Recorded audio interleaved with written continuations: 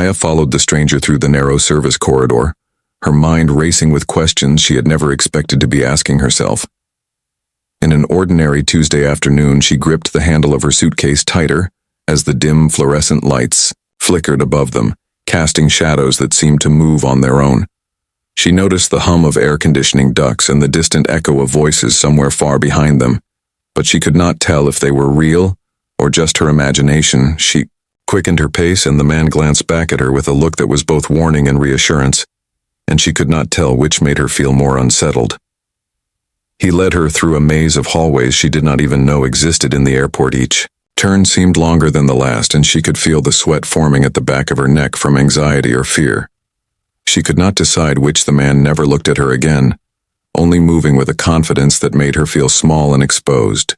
Every shadow along the walls seemed to stretch toward her as if alive, and her heartbeat thudded so loudly she feared it might echo for anyone who was listening. She swallowed hard as she heard a faint click somewhere behind them, like the sound of a door closing slowly, and she froze for a moment, wondering if they had been followed all along.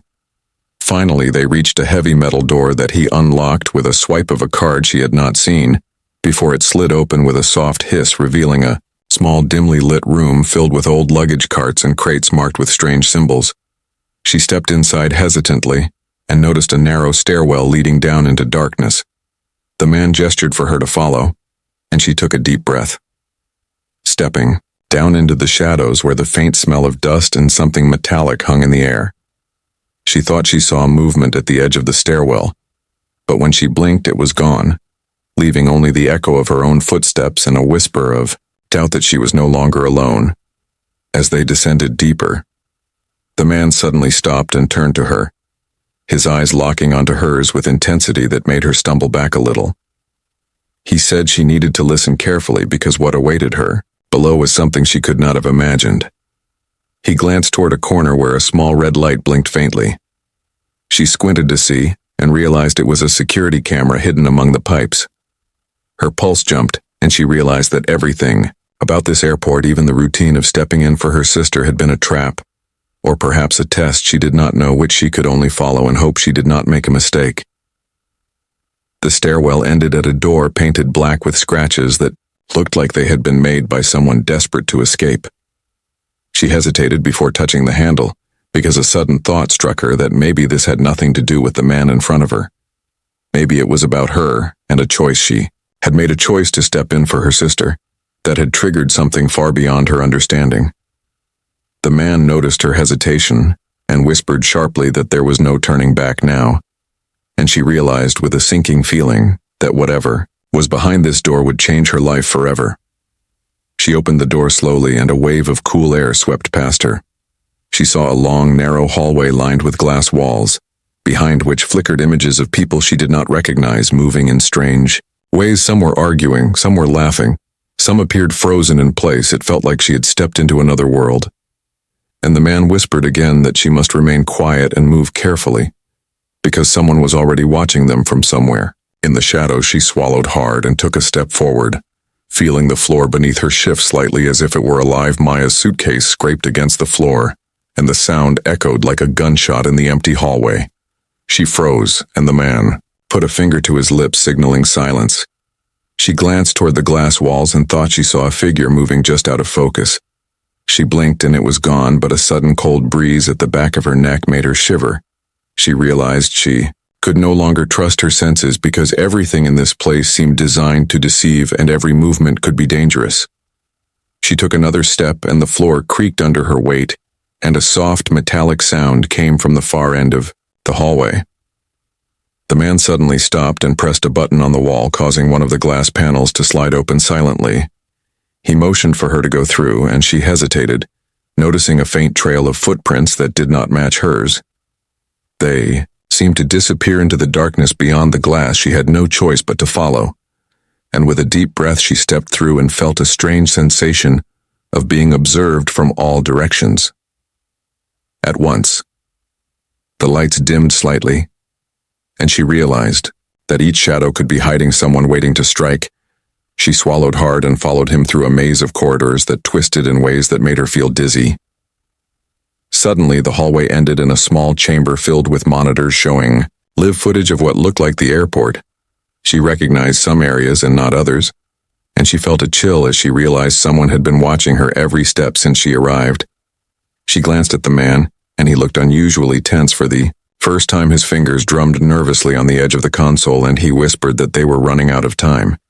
She could not ask why, because a sudden sound of footsteps echoed behind them, growing louder and faster with each second. She turned to look, but the corridor was empty, and yet she felt certain that someone had just passed.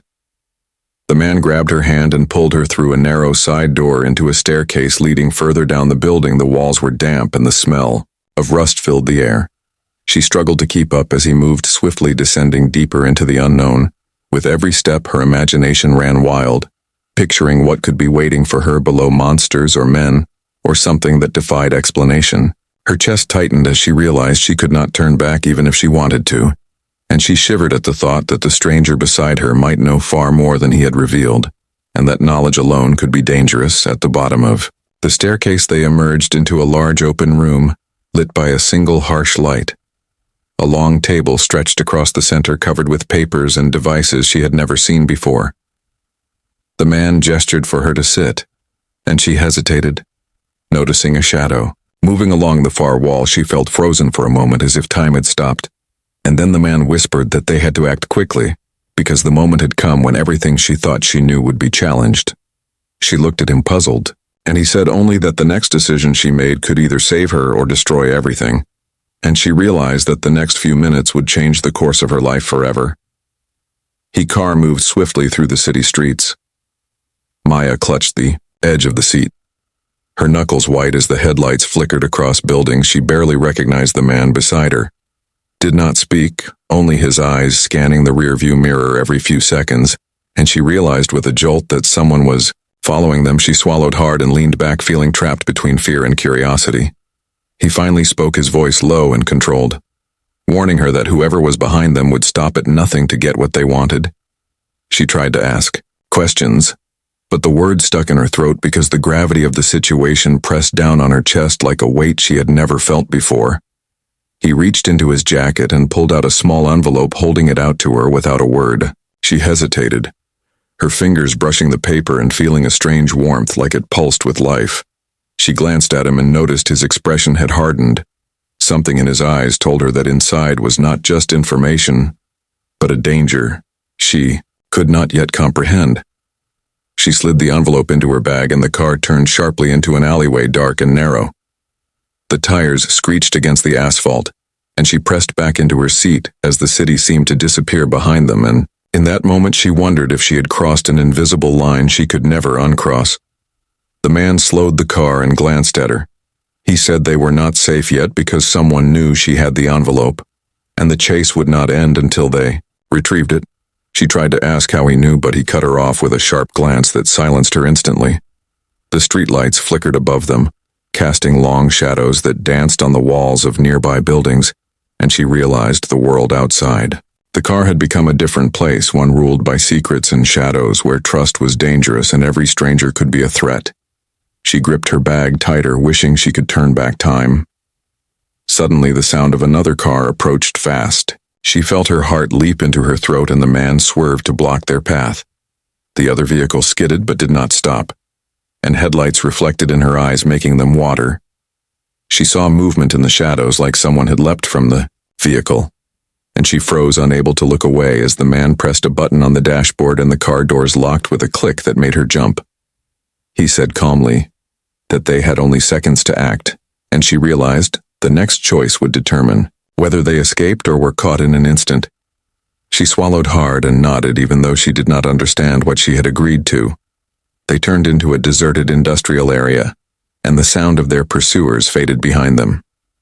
The man finally exhaled and told her that she had done well so far, but that the envelope contained something far more dangerous than she could imagine. She felt a chill run down her spine, imagining what it could be, and asked him if it was.